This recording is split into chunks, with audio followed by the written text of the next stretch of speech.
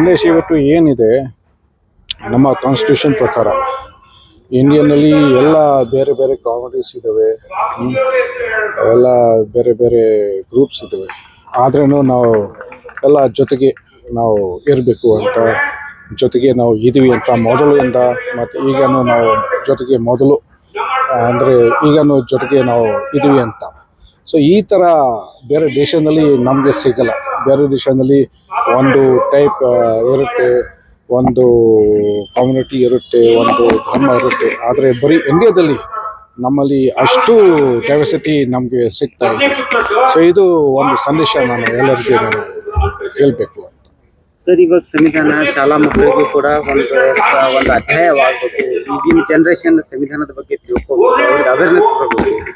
ಯಾವ ರೀತಿ ನಮ್ಮ ಆಡಳಿತ ಮತ್ತು ಯಂತ್ರಾಡಳಿತ ರಾಜ್ಯದ ಆಡಳಿತ ಯಾವ ರೀತಿ ನೋಡ್ಕೊಳ್ಬೇಕಾಗಿರುತ್ತೆ ಸಂದೇಶ ಯುವ ಜನರಿಗೆ? ಸೊ ಇವತ್ತು ಈ ವಿಷಯ ಬಗ್ಗೆ ಇದರಲ್ಲಿ ಸ್ವಲ್ಪ ಅವೇರ್ನೆಸ್ ಕ್ರಿಯೇಟ್ ಆಗಿದೆ, ಮತ್ತು ಮುಂದೆ ಇದಕ್ಕಿಂತ ಏನು ಜಾಸ್ತಿ ಜೋರು ಅವೇರ್ನೆಸ್ ಆಗಬೇಕು, ಏನು ಜಾಸ್ತಿ ಸೆಲೆಬ್ರೇಷನ್ ಆಗಬೇಕು, ಎಲ್ಲರಿಗೆ ಇದು ಸಂದೇಶ ಹೋಗಬೇಕು.